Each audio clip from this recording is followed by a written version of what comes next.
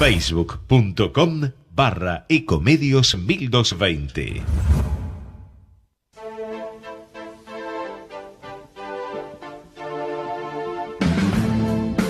Al derecho y al revés. Las dos caras de la realidad. El yin y el yang de los temas actuales.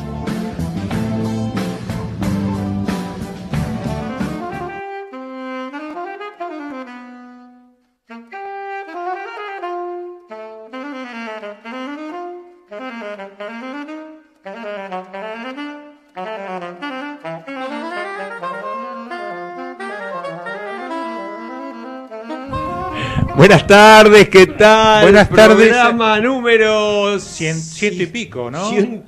Ya perdimos la cuenta. Ya no 103 de Al Derecho y al Revés. A esta altura ya no siento nada. Lo único que siento es que en 2 días me voy de viaje y no voy a extrañar absolutamente nada de lo que pasa en este sitio. Menos el programa. Y menos el programa. No, al contrario. Voy a esto de digamos, de esta gimnasia, de venir todas las semanitas aquí, de preparar, de conseguir una persona para entrevistar, de organizar el temario y todo esto que hacemos entre nosotros, bueno, eso sí se extraña. Tal cual, se extraña. Tal cual. Y la posibilidad pero bueno, nada, veremos. Pero algo que no quería olvidar de decirme, además de darle la bienvenida y el agradecimiento de siempre a nuestro operador técnico que se llama Gerardo Subirana. Aplauso para Quiero él. decirles una cosa que yo no sé si él me autoriza o no me autoriza, pero ¿sabés qué? La voy a decir igual. Uy, Dios.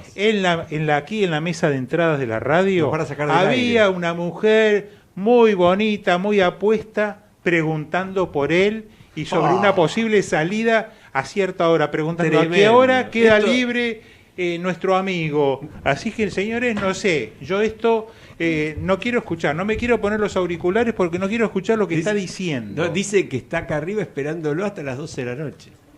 Esos Tremendo. son hombres, esos Tremendo. son hombres. Así que... Mucho más importante que la Buenísimo. sentencia de... Esta es la noticia que tendría que estar en la primera plana. Más de los importante que la medios sentencia en de Lula. Pero claro que Pero sí. de lejos. Claro que sí. De lejos. No, muchas gracias también a nuestro productor, el infaltable Fede Politi. Sí, señor. que está absolutamente en todos los detalles. Y aparte nos provee las últimas noticias Yo creo que nos provee lo que todavía no es noticia. lo que todavía no salió publicado. No sé cómo hace. Así Tal que, cual, gracias tal cual. Fede, tenemos un equipazo. Bueno, Sí, señores. y abrimos rápidamente con un par de novedades importantes. Una de ellas, el Superior Tribunal de Justicia del Brasil modificó la sentencia del expresidente Lula. Es decir, concretamente, dictó la última sentencia en la causa de Lula. Lula tenía condena de primera instancia al juez Moro. Déjame adivinar, ¿le dieron más años? No, le dieron menos ¿Le agravaron años. la pena? Le dieron menos años, pero Menos años. terminó. Condena de Cámara, confirmatoria, y que elevó la condena de Lula a 12 años en la Cámara de Apelaciones. Y el Supremo Tribunal la acaba de modificar y la estableció en casi 9 años. 8 años, 10 meses y 20 días. Ahora, más allá de que una de las noticias podría ser que desde septiembre de este año Lula, por el régimen de prisión en Brasil y por la edad que tiene, podría pedir un régimen semiabierto y estar en prisión domiciliaria, Sí. porque habría cumplido la 6ª parte de su condena, lo cual suena un poco disparatado en términos de nuestro derecho, ¿no? Que con una 6ª parte ya se pueda tener prisión domiciliaria. Sí. Pero más allá de eso, yo creo que sí es importante destacar que esto termina, a mi criterio, por lo menos desde el punto de vista jurídico, con toda discusión sobre lo opinable, entre comillas, de las sentencias anteriores. Porque se ha dicho mucho, Alfredo, con argumentos de política partidaria, que me parece que no deberían mezclarse con la justicia, que las sentencias anteriores no valen nada, que estaban infundadas. Obviamente nadie se tomó la molestia de leer las 200 páginas que tiene cada una de ellas. No, seguro. Pero hoy la Corte Suprema Sí. ha confirmado que el expresidente Lula, lamentablemente, para el Brasil y para el mundo, Aquellas sentencias de ha las incurrido en cuales graves está- actos de corrupción. Correcto. Así. Entonces, Correcto.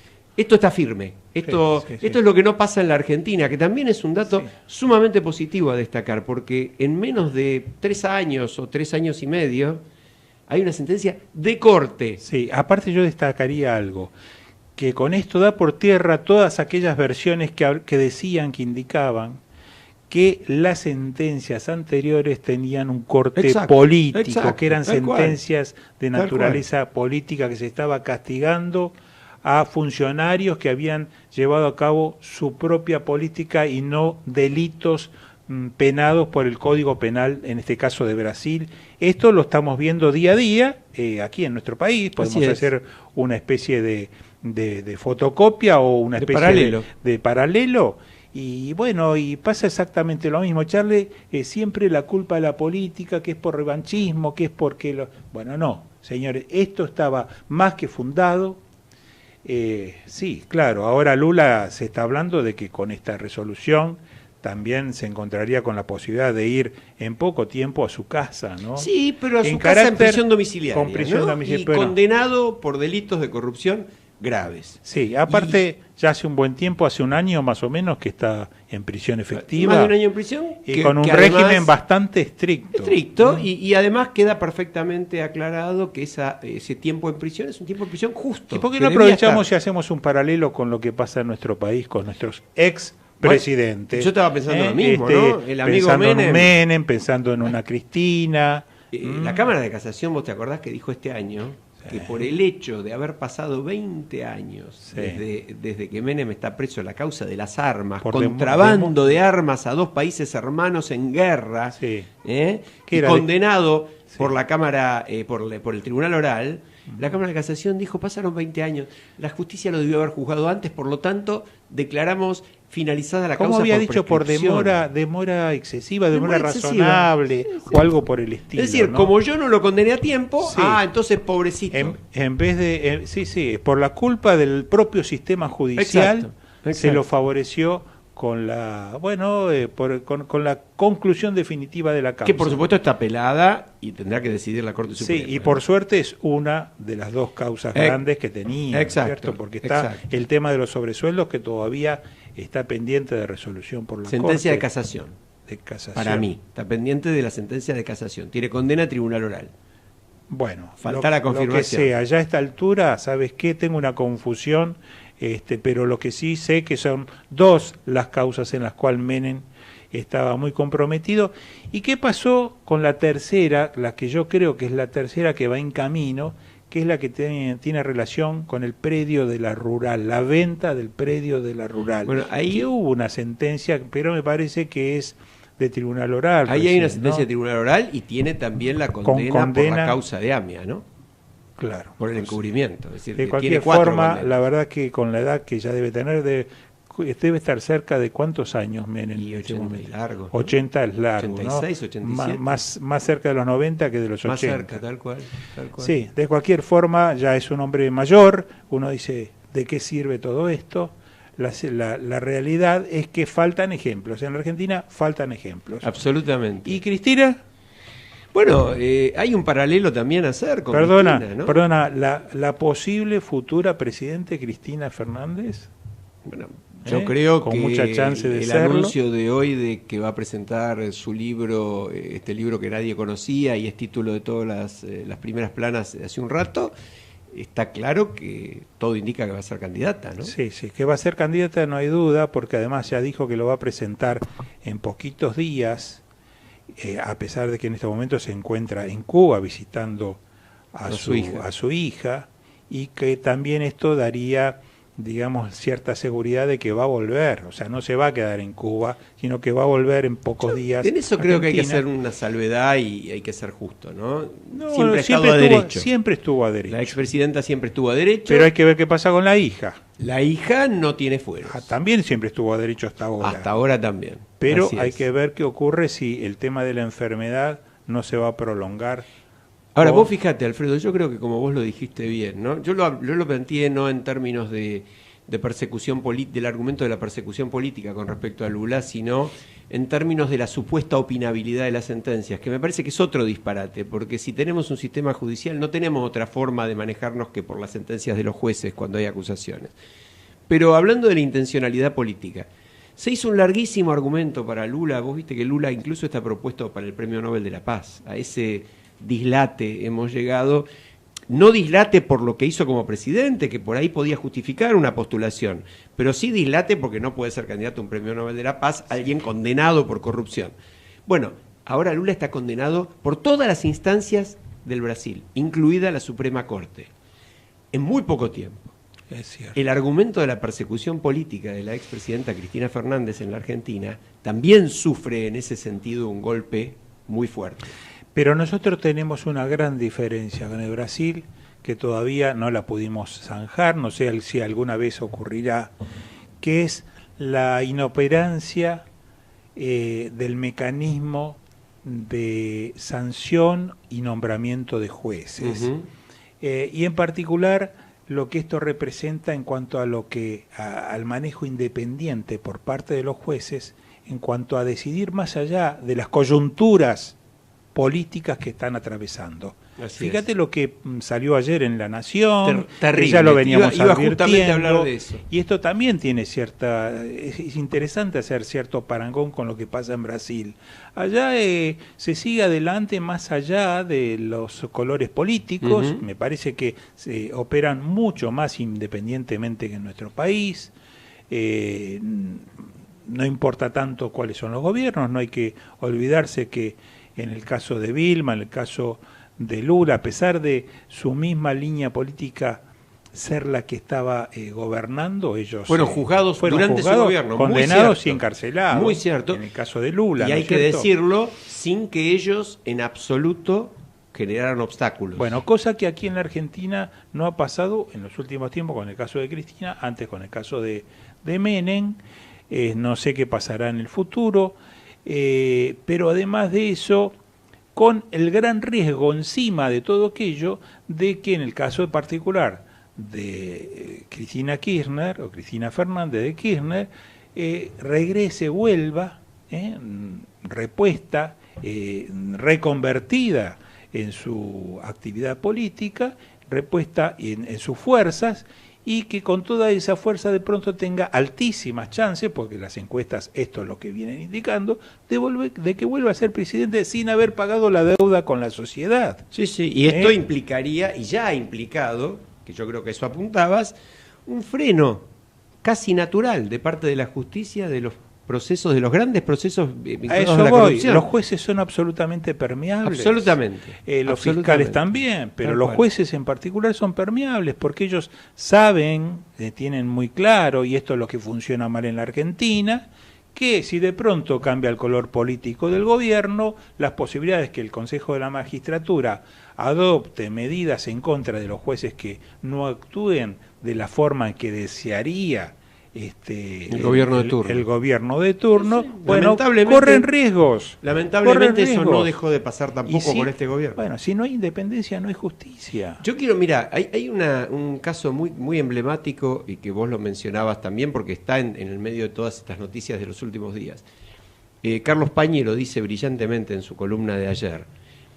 El juez Martínez de Giorgi acaba de decretar, lo comentamos la semana pasada, justo en el medio del programa lo comentamos, porque en ese momento nos enteramos. Acaba de sobreseer en algunos casos, pero de dictarle falta de mérito, que significa los apartó por el momento, los liberó por el momento de la causa, a casi todos los empresarios acusados de haber pagado sobornos en una de las obras más grandes de la Argentina, el soterramiento del ferrocarril Sarmiento. Por esa causa, en Brasil hay condenas, porque Odebrecht aceptó haber pagado las coimas por esa obra y dijo que las pagó por intermedio de IEXA, la empresa que gerencia o gerenciaba hasta hace unos años el primo del presidente de la Nación, Ángelo Calcaterra. La resolución de Martínez de Giorgi procesa a los exfuncionarios por corrupción, pero salvo a uno de IEXA que lo procesa por dádivas, que es un delito mucho menor, a los demás los saca por lo menos por el momento de la causa, a pesar de todas estas pruebas. Ahora, lo que señala Pañi es que, curiosamente, Pañi lo dice, puede ser una coincidencia, puede ser un hecho desafortunado. Curiosamente, la esposa del doctor Martínez de Giorgi es candidata a un juzgado federal en este momento. Y depende del Ejecutivo la decisión de proponerla o no para el cargo. Sí. Entonces, hechos como este hay sospechas, ¿no? Hay sospechas. Son muy oscuros. Y acá estamos hablando de este gobierno. Seguro. Obviamente, indirectamente también de un problema de corrupción sistémica. Sí, además que creo que en todo este mecanismo perverso está pasando que se está empezando a que una ley que empezó a surtir efectos positivos en su aplicación, Sí, señor. de la cual no apostábamos mucho en favor de ella, que es la ley llamada del arrepentido. Así es.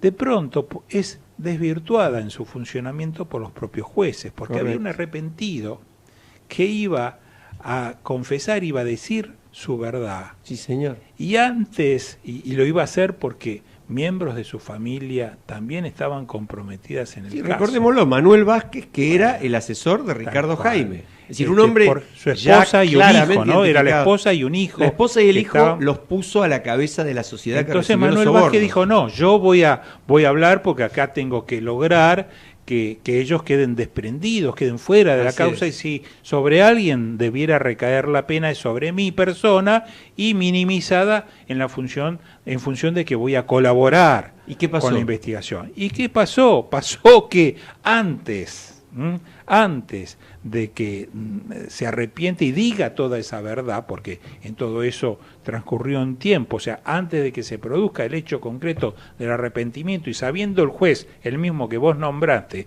Martínez de Giorgi, que esto iba a ocurrir, Sí, porque ya había declarado ante el fiscal. ¿qué Manuel hizo? Vázquez. ¿Qué hizo? Sacó una resolución, liberó a los familiares, al hijo y a la esposa, los quitó dentro de los posibles, o dentro de los, digamos, sospechosos dentro de la causa. ¿Para qué? Para que justamente Vázquez pierda su incentivo de ir y declarar como arrepentido. Vos y dirías no que, que lo Entonces, desarrepintió.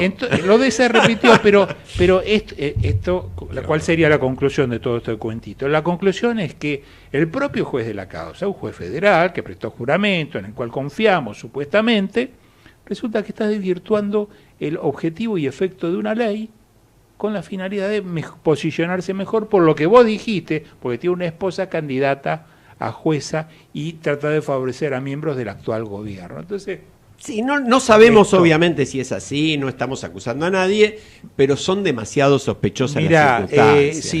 si yo tuviera que apostar por sí o por no, yo creo que apostaría casi un 99% por sí, bastante, una suma grande de dinero. No está permitido hacer apuestas, No. pero apostaría y creo que gano. Ahora, vos sabés casi que seguro vos de mencionaste el 99% y me hiciste pensar, en el mismo programa de ayer de Carlos Pañi, que lo estamos tomando, lo mencionamos expresamente porque estamos tomando su referencia, él entrevistó después de hacer su columna al ministro de Justicia, Germán Garabano. Sí, Y una de las es frases cierto. más tremendas que dejó Garabano, cuya intervención me pareció interesante porque señaló una cantidad de cosas positivas que se han hecho en justicia, es que en la Argentina no hay condena efectiva en más del 99% de los delitos. Es decir, que menos del 1% de los delitos tiene condena efectiva. Sí, Y recuerdo. sobre todo de los Sí, delitos lo escuché. complejos, de los Lo delitos escuché. de corrupción, de él los habló, delitos él habló, económicos. incluso dijo y recalcó que en menos del 1%, Exacto, en menos del 1%, menos del 1%. existen condenas efectivas. Esto habla de lo imperfecto del sistema de administración de justicia, de las falencias que tiene, y detrás de todo ello todo el mecanismo que estábamos mencionando recién, de designación de jueces. Porque, ¿qué pasa en los tribunales federales? ¿Qué tipo de causas son las que predominan? Todas aquellas vinculadas con hechos de corrupción, Así delitos es. en donde la administración pública es parte. Y es parte y es terriblemente Más hay perjudicada. hecho casos de narcotráfico, más qué tipo de temas pasan por federal. Porque contrabando no va No, pero ¿no? centralmente son esos. corrupción y narcotráfico y los bueno, gruesos. ¿y qué es lo que ocurre en la práctica? Claro, los narcotraficantes, ojo que también, en ese 0, no sé cuánto, pero menos de 1%, están también las de Tal narcotráfico. cual. Y son muy Tal pocas cual. las que llegan al final, Así es, así es. las que obtienen condenas. Bueno, esta es nuestra realidad. La Sí, realidad es una argentina, realidad muy triste donde además, lamentablemente, los 12 jueces federales tienen un poder enorme, porque como bien dijo el ministro en su intervención, todavía no tenemos en funcionamiento. El nuevo Código Procesal Penal con los años lo va a ir cambiando. Un sistema como existe en todos los países civilizados, que es un sistema acusatorio, donde sean los fiscales los que ejercen la acción y los jueces los que garantizan la defensa. En cambio acá tenemos todo ese periodo oscuro de la mal llamada instrucción, que puede durar 4, 5, 6, a vos te consta como perito de haber intervenido, o 7 o 10 años, y las causas no llegan nunca a juicio. Una de las cosas positivas que destacaba Garabano, y creo que tiene razón, es que algunas causas, una cantidad muchísimo mayor en relación a las casi ninguna que llegaban a juicio oral, han empezado a llegar a juicio oral.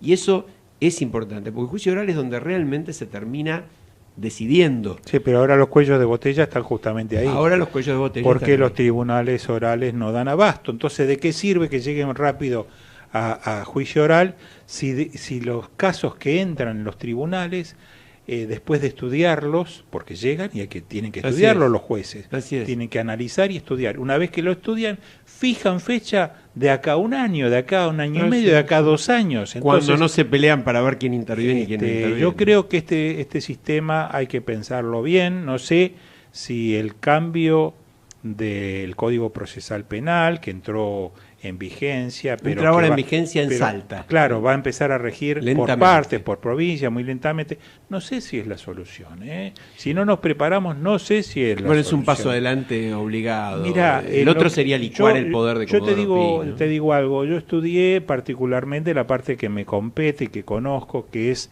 lo referido a la prueba pericial, y en particular cómo tramita la prueba pericial contable, pero bueno, sería la prueba pericial porque el código no distingue si es contable, médica o de otro tipo de peritaje, todo lo pericial.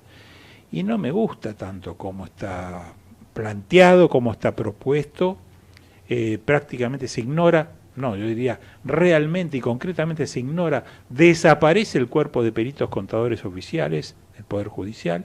Las pericias no la hacen mal los peritos oficiales. En principio, no sé si va a desaparecer el cuerpo, pero no es mencionado para nada. Las pericias las hacen lo que llama el código los peritos de confianza, entre comillas. Así los llama el código. Los peritos de parte son peritos de confianza, es decir... ¿Y no hay peritos de oficio? No, en principio no. O sea, yo estoy en una causa, bueno, eso hay que releerlo, mirarlo, ponerle la mirada. Yo estoy bastante preocupado, y eso que conozco acerca del funcionamiento del procedimiento penal, así que, no sé, yo quiero verlo esto en acción, y quiero ver cómo va a funcionar en la práctica. Ahora, déjame que te haga una pregunta sobre ese tema, porque en la parte técnica la gente, viste, que se pierde. Más los abogados, ¿no? Sí, no por faltarles también, el respeto. como ¿no? dijo muy bien Daniel Vítor en el programa anterior, los jueces, lamentablemente, que entienden poco y nada de cuestiones económicas, lo cual es una gravísima falencia de formación que hay que corregir. Y no hacen demasiado esfuerzo. Ninguno. Pero yo te iba a consultar porque vos hablaste del cuerpo de peritos. Hace unos días, y esto ya lo mencionamos en el programa, la Corte separó provisoriamente a la vicedecana del cuerpo de peritos. Contadora Penedo, si mal no recuerdo el nombre. Carmen Penedo era el nombre. María del Carmen. María del Carmen. Y pero la no separó, importa el nombre. No importa, el cargo. bueno, pero eso es noticia, está firmada la resolución de la Corte. Porque sí. La separó por su intervención cuestionada, es más, acusada por otro experto que intervino también allí, de la Fiscalía de Investigaciones Administrativas, si mal no recuerdo, de no haber hecho su tarea como correspondía, nada menos que en la famosa causa de enriquecimiento ilícito del ex patrimonio presidencial, de los Kirchner. Así es correcto. Vos conocés mucho más de cerca el tema. Sí, yo a mí un poco me caben las generales de la ley, un poco porque yo pertenecí durante muchos años, durante 14 años al cuerpo de peritos de la Corte. Me siento todavía, uno a pesar de que queda fuera, ya no pertenece más a ese equipo, ¿no? A ese cuerpo, ese cuerpo colegiado, uno se siente que sigue de alguna forma participando de él, o tiene parte del corazoncito en aquella institución. Por más que los componentes o los integrantes van cambiando, porque se jubilan algunos, ingresan otros. Sí, pero fuiste parte de eso. Fuimos parte y tuve contacto y tengo muchos conocidos, amigos y muchos vínculos con la entidad y con la forma en que funciona. Y tiene, como todas las entidades, todos los organismos, cosas buenas y cosas que por ahí no funcionan tan bien, pero claro, cada uno tiene su forma de actuar, su modo de actuar. Es cierto, la Corte Suprema decidió, a raíz de, fundamentalmente, los dichos de Víctor Manzanares, que fue perito de parte en aquella causa, cuando se presenta como arrepentido en la causa de los cuadernos, y en la parte que se refiere a su actuación, o sea, Víctor Manzanares fue perito de parte hace 10 años atrás, allá por el año 2009, porque esto estaba referido al año 2008, era el 2009 que se hizo el peritaje. En aquel momento, o sea, hace 10 años atrás, fue Manzanares perito de parte en la causa de enriquecimiento ilícito del matrimonio Kirchner. Néstor y Cristina, o yo diría al revés, Cristina y Néstor, porque la presidenta era Cristina, la que presentaba la declaración jurada era Cristina, y la presentaba por ella y por su esposo, que era el expresidente. Bueno, esa fue un poco la base de sustento, las declaraciones juradas, y a partir de ese contenido de las declaraciones juradas era el punto de partida para trabajar los peritos. Okay. Bueno, ¿qué resultó de todo eso? Resultó que, según cuenta Manzanares, habría habido, esto es todavía relativo porque es la palabra de él contra la palabra que en algún momento tendrá que vertir las personas que se sientan afectadas por estas declaraciones.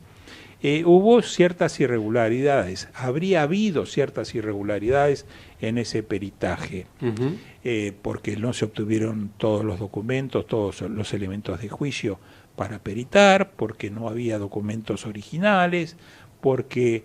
sí, porque además no están fundados unas monstruosas tasas de interés que supuestamente recibían, que no recibía nadie en la Argentina. Ese es otro tema al cual no hizo referencia Manzanares, pero eso lo digo yo porque lo he analizado en su momento y es verdad.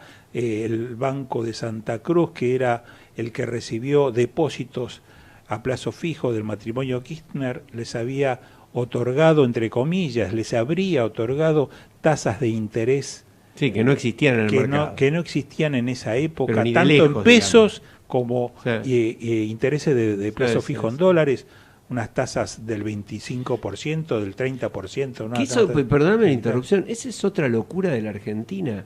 ¿Cómo un matrimonio presidencial, un presidente, un expresidente y una presidenta en ejercicio pueden alegar haber recibido en el sistema financiero tasas que duplicaban lo que se pagaba, o más? Sí, o más. En cualquier país del mundo una cosa así termina con la presidencia en el mismo momento. Bueno, te digo más, es peor la cuestión.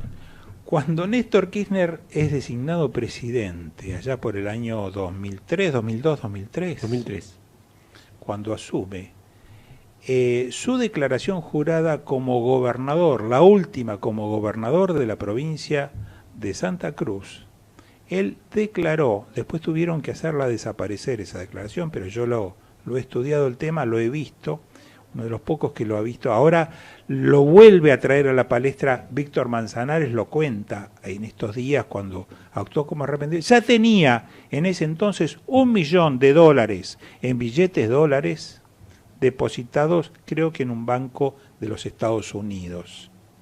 Ajá. Es decir, cuando asume como presidente, bueno, el tema hace es el origen, serie, ¿no? Sí, no solo el origen, sino el tema de decir dónde estaban esos fondos. No nos olvidemos que el matrimonio Kirchner, o Néstor en particular, quedó bastante involucrado y sospechado del manejo de los fondos de Santa Cruz. Sí. Bueno, también tenemos ministros que tienen su fortuna en el exterior y dicen que eso está perfecto, así que yo diría, mira, bueno, para cerrar lo de esta contadora que es suspendida, yo haría esta aclaración para que esto es lo que yo entendí de la resolución de la Corte. Ella queda suspendida como vicedecana momentáneamente y mientras dura la investigación que está realizando la auditoría de la Corte Suprema de Justicia, y hasta tanto el resultado de esa investigación llegue a la Corte y la Corte se pronuncie.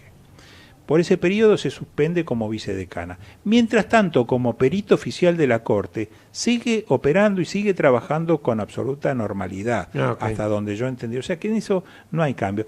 Y además tengamos en cuenta que el cargo de vicedecano es un cargo simbólico, en el sentido de que ¿qué hace el vicedecano? Reemplaza al decano cuando éste pide licencia. Así que lo que vos estás diciendo es que no hubo sanción concreta. O sea, no, yo creo que el tema es más efectista que otra cosa.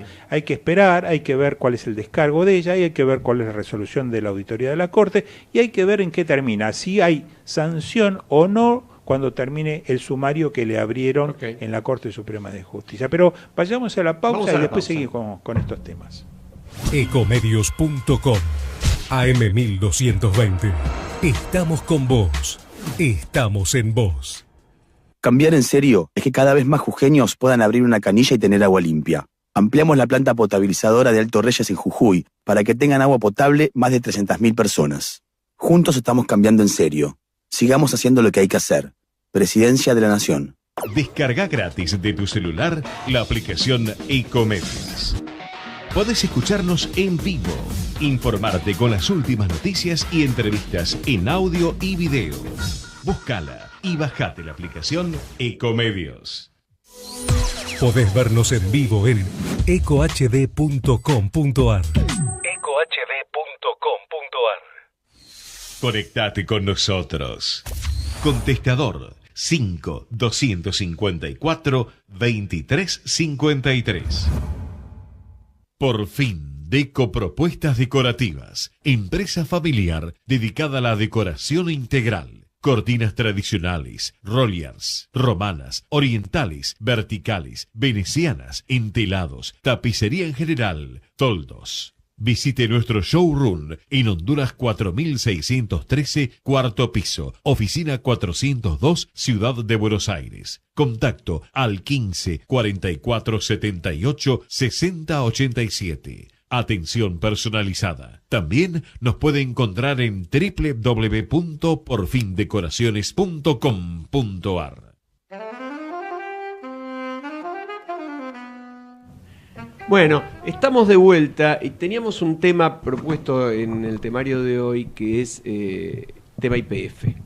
Acaba de salir, vamos a tratarlo brevemente, pero nos parece importante señalarlo. Acaba de salir una resolución, dos resoluciones en realidad consecutivas entre los tribunales de Nueva York, con respecto al reclamo del fondo Burford contra la Argentina por $3.000 millones. Eso lo tratamos largamente aquí con María Eugenia Estensoro y Ricardo Paz Herrera, que nos explicaron el origen de todo esto, que es esa curiosa venta del 25% del paquete de YPF al grupo Petersen, a la familia Eskenazi, que después terminó, a causa de la quiebra de esa familia, en este juicio de este fondo que curiosamente compró ese juicio de $3.000 millones en 15, si mal no recuerdo, $15 millones.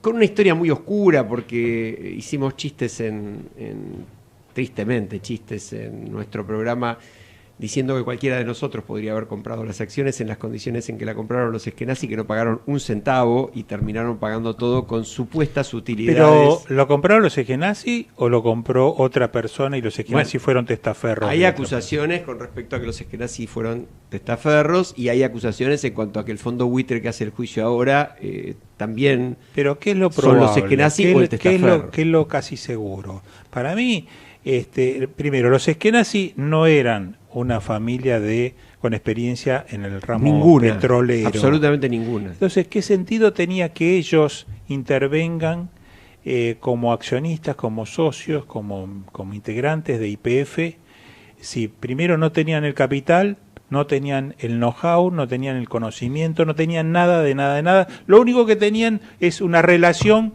con los Kirchner anterior de la época cuando Néstor era gobernador. Bueno, recordemos que lo que acabamos de decir eran ellos los que les pagaban esas tasas 2 y 3 veces lo que se pagaba en el mercado por fondos depositados en el Banco de Santa Cruz, ¿no? Lo que es casi una realidad.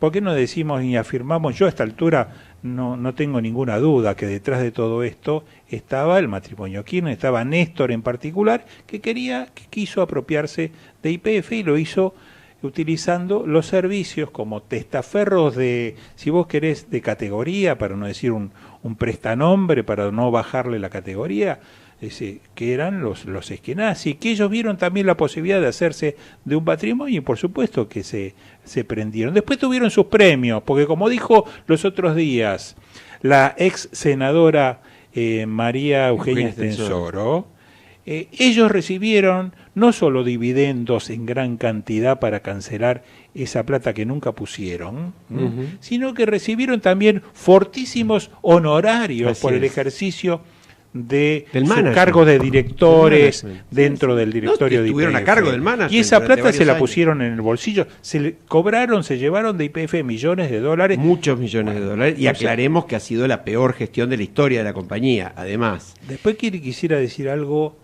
de que a pesar de muchas cosas que se saben y se sospechan, los Eskenazi vienen zafando, vienen de alguna manera eludiendo los balazos, los tiros de absolutamente un montón de causas en las cuales se encuentran comprometidos. Incluyendo la causa de los cuadernos. La de los cuadernos. Muy sospechoso. Pero vamos a escuchar un breve audio que nos manda Ricardo Paz Herrera, uno de los abogados que más ha actuado en estos temas sobre lo que ocurrió en YPF.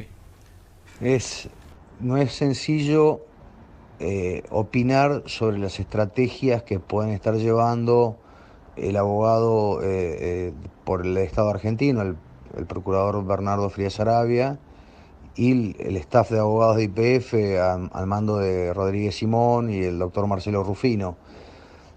No es sencillo opinar sobre ese trabajo, si es el trabajo bien hecho o no está bien hecho. La realidad es que, a mi entender, el directorio de YPF debería tener una posición más definida en cuanto a revisar, denunciar lo que pasó en YPF durante la gestión de los Eskenazi en la compañía.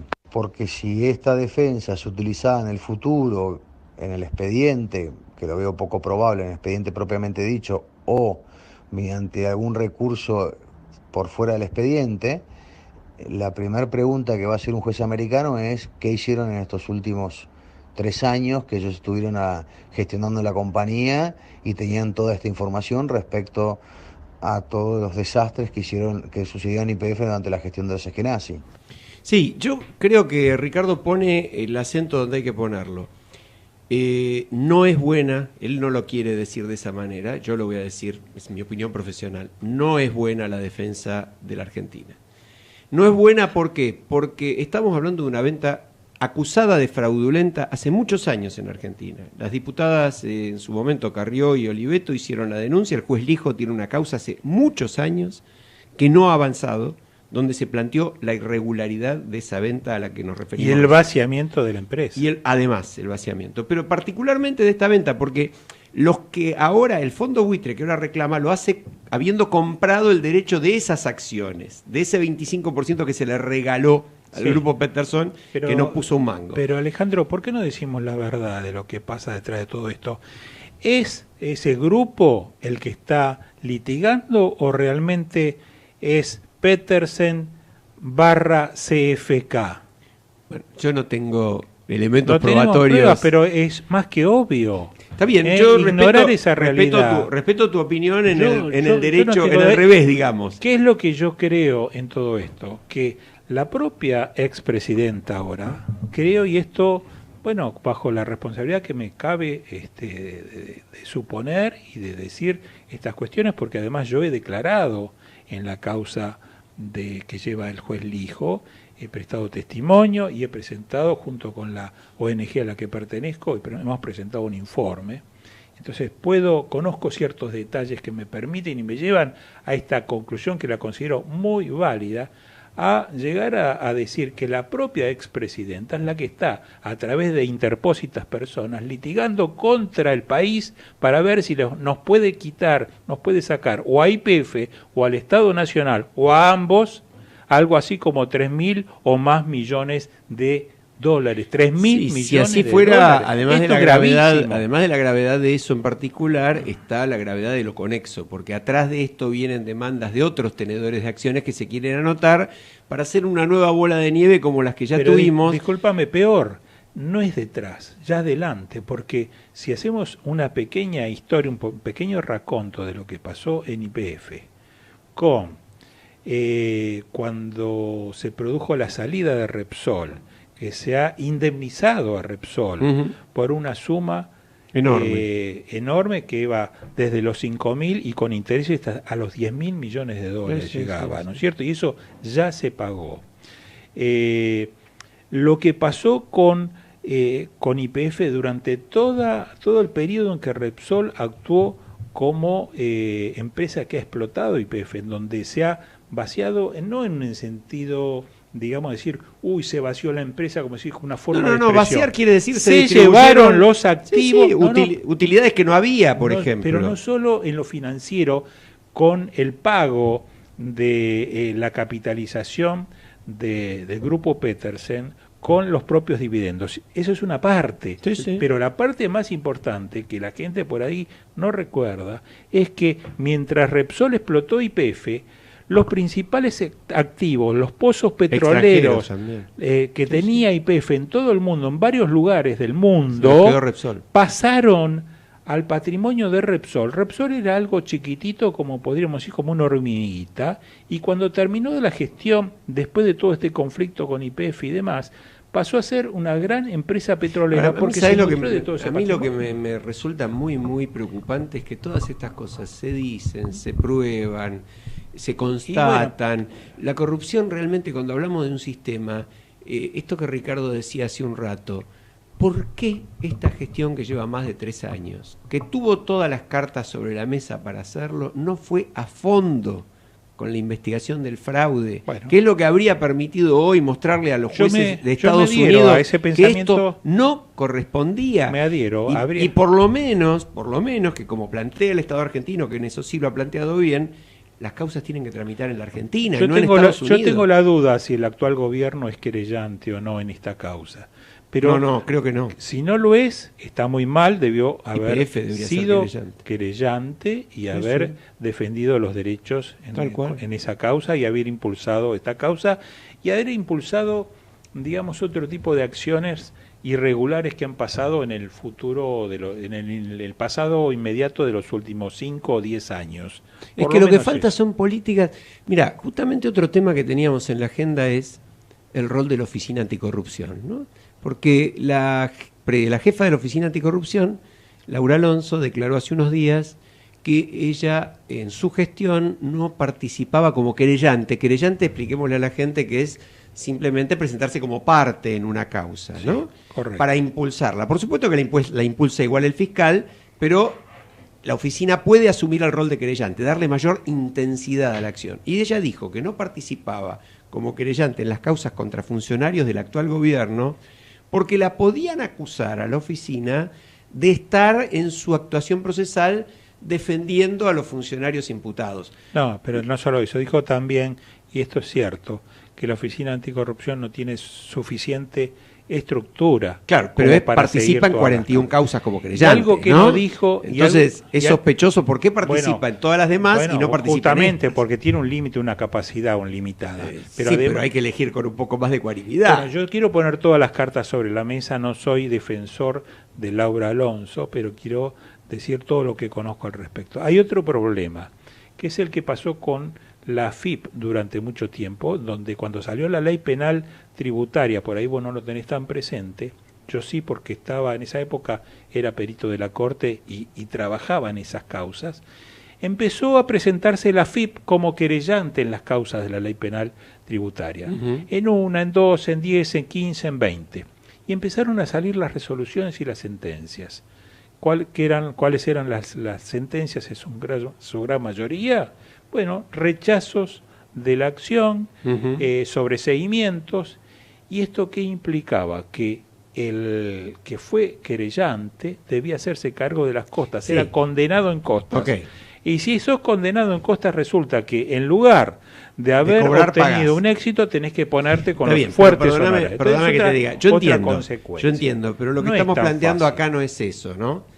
La Oficina Anticorrupción nació muy mal bajo el gobierno de Menem, si mal no recuerdo, aunque el primero que la puso en práctica fue de la Rúa. Sí, correcto, así fue. No sé si fue exactamente así o fue el propio de la Rúa. No, fue así, pero fue Menem muy mal, y de la Rúa lo puso porque porque es la famosa ley de ética pública que sanciona a Menem, que casi una ironía de la vida política argentina.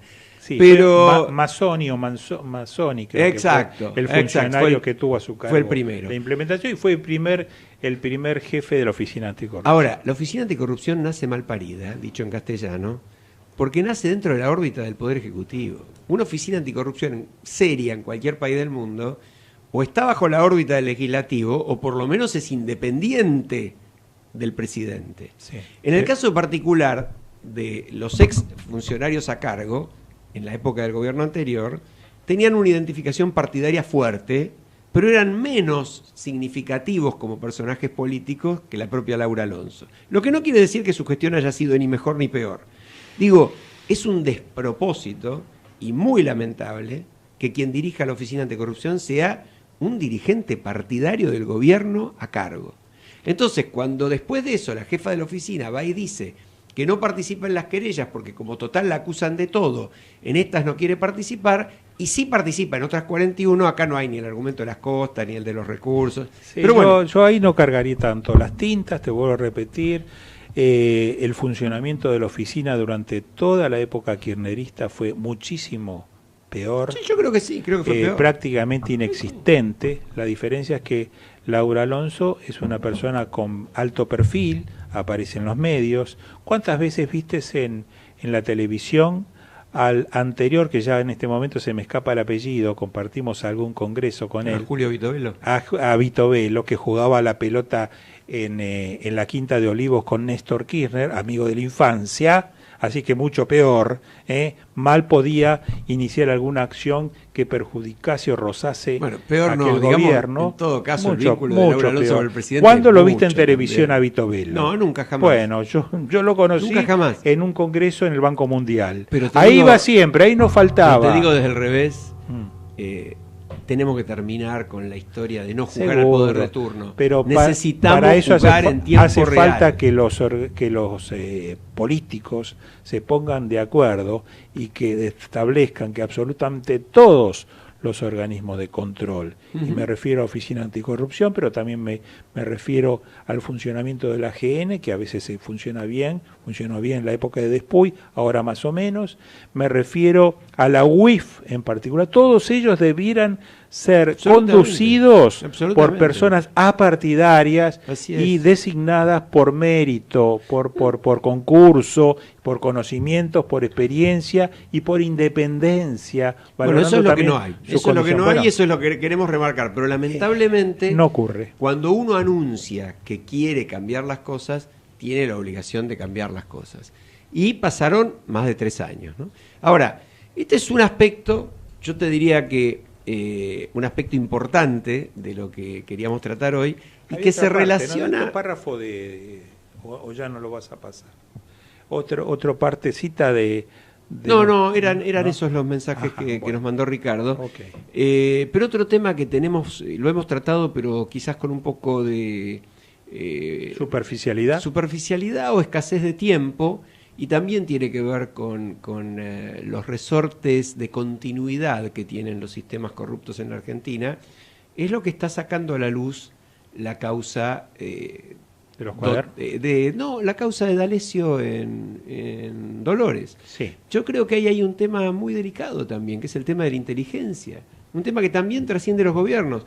Por supuesto que no todo es igual y no todo tiene la misma gravedad, sí, pero que los poderes de inteligencia son poderes permanentes en la Argentina es otro tema grave a resolver. Sí, eso es cierto. Lo malo que esta causa tiene su comienzo, no por esa cuestión, sino tiene por otras razones. Absolutamente.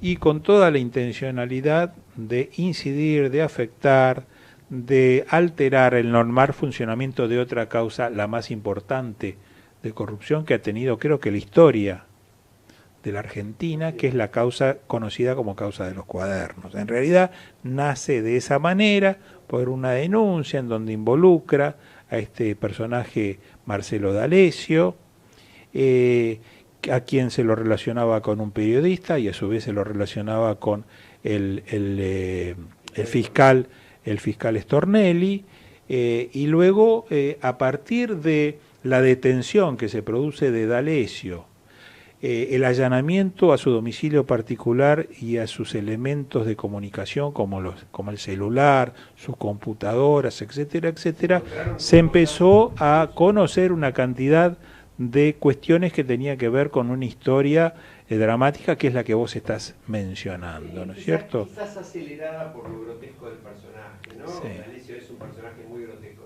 Pero bueno, lo dejamos planteado como una inquietud y nos vamos a poner a tratarlo con un poco más de profundidad. Yo quería... ¿Qué pasa, Gerardo? No te lo puedo creer. ¿Y no estaba saliendo al aire? Ah, sí, ahora sí. Ahora sí. ¿Vos me decís que todo lo que dije antes no se escuchó? No, ahora, Bueno. Yo le diría al público que no se preocupe porque no era demasiado no se ha importante. perdido de mucho. Es un mal chiste, un mal Gracias. chiste. Gracias. Bueno, esto es por andar toqueteando el micrófono. Yo te quería completar el asunto, no específicamente este tema, sino que teníamos otro tema en el temario que no vamos a llegar a profundizar como debiéramos. Y era una pregunta acerca de si es posible enfrentar y superar la grieta en la Argentina. Tema denso si los hay, ¿no? Yo voy a dejar que vos lo desarrolles ese tema, ¿no? Yo lo voy a desarrollar brevemente. No es un tema de mi agrado, es un tema que yo digamos, relaciono más con lo político que con lo técnico. Está bien, este es un programa que, digamos, tiene que ver con algunas cuestiones políticas necesariamente, porque, bueno, lo judicial que tratamos se relaciona con lo político, pero me parece que esta cuestión tendría que ser analizada con mucho tiempo y por verdaderos expertos en la mesa sobre estas cuestiones. Bueno, y creo que a pesar de todo eso, no escuché a nadie que se acerque, digamos, a un razonamiento o a una definición de lo que entendemos como grieta, que por lo menos a mí me satisfaga. Pero a mí es muy preocupante lo que está pasando, sí, me preocupa y mucho, pero me parece que tiene más que ver con las mezquindades de las personas que están vinculadas a la política y aquellos que adhieren a ciertas formas partidarias o adhieren a ciertas participaciones políticas, que con el ciudadano común. Pues fíjate que yo no estoy ahí de acuerdo. Yo pienso que lo que llamamos grieta es un nivel de enfrentamiento tal que por un lado genera mucha violencia, porque al definirse a alguien como un enemigo terrorífico con el cual no se puede ni convivir, se genera violencia. Pero además también está ocasionando que no se conciba la política como una construcción de algo de consensos, de continuidad también de políticas de Estado, que signifique que haya reglas claras sobre las cuales se pueda mínimamente confiar como para poder desarrollar actividades, en particular inversiones, para que todos sintamos que estamos más o menos seguros, que los tantos no cambian con cada gobierno, que no cambian con cada cambio de gabinete inclusive, y eso tiene mucho que ver con elegir un enemigo y ir contra el enemigo. Y hoy es lo que está pasando, porque hoy estamos ante un escenario en año electoral donde las dos principales fuerzas que hoy por hoy parecen ir a un balotaje, desde el gobierno actual por un lado a la oposición encabezada por Cristina Fernández de Kirchner por el otro, plantean al otro como realmente el diablo, como el terror. Y el verdadero motivo que plantean para ser votados es que el otro no gane. Ese es el concepto de la grieta. Por eso yo creo que sí tiene que ver con la sociedad y que sí se pueden generar cosas como conversar. Vos sabés que es una iniciativa que hemos lanzado, sí, que viene creciendo, que tiene un importante número, más de 100 adhesiones de personalidades y otros cientos de adhesiones de personas, ciudadanos comunes, que estamos avanzando para lanzar en las próximas semanas ya públicamente, y que simplemente propone eso, escuchar al otro, entender que no hay enemigos, que no hay diablos, que podemos convivir sobre la base de las reglas de la democracia, pero que no tenemos que pensar que o ganamos o nos morimos, o gana el que pensamos. ¿Cómo se llama ese portal donde hay que firmar? Argentina Conversa. Así se llama. Argentina Conversa ¿no es change.org? No, Argentina Conversa es una página de Facebook. Es una página independiente. Han salido varios artículos en Clarín, en Nación, en Perfil. Posiblemente va a salir otro en los próximos días también en Perfil. Y sobre todo es una iniciativa abierta absolutamente a todos los sectores, que cuenta con gente de muy distintas orígenes. Bueno, si no lo hizo, a los oyentes le pedimos que entren allí y coloquen su firma, porque esto puede ser un mecanismo. Pero yo quería... Si no, que manden un mail a argentinaconversa@gmail.com. Tomaron nota, argentinaconversa@gmail.com. Yo quería decir algo... con todo el tiempo que nos resta, que es muchísimo, ¿no? Según nos indica nuestro Acabamos productor. de extender media hora el programa. Quería decir que hay otra petición, y esta sí es en change.org/Lavallato Argentino, que sigue reuniendo firmas. Ya superamos las 40.000 firmas. ¿A favor de qué? Favor de que, me viene a intimidar nuestro productor, a favor de que la causa de los cuadernos, que es una causa que sabemos que va a tener 1001 oposiciones por los intereses controvertidos, pueda abortar en cualquier momento. Hay muchas personas interesadas que esta causa no avance, empresarios complicados, funcionarios complicados, testaferros, etcétera, etcétera, financistas. Hay 100 personas procesadas aproximadamente, hay 20 detenidos, así que les pedimos, señores, desde su lugar de ciudadano común. ¿Cómo se llama la petición? De oyente, la petición se llama change.org/Lavallato o Lavajato Argentino, con esa denominación, change.org/Lavallato Argentino. Bueno, uno ingresa, coloca la firma, entren y firmen. Y pasamos de 40.000 a 50.000 a 60.000 y vamos a llegar a un... Y de ahí, cuando salgan, entren a change.org/ficha limpia y voten para que no puedan ser candidatos los corruptos. Sí, señores. Se nos va el programa y Alejandro, ¿qué viene ahora?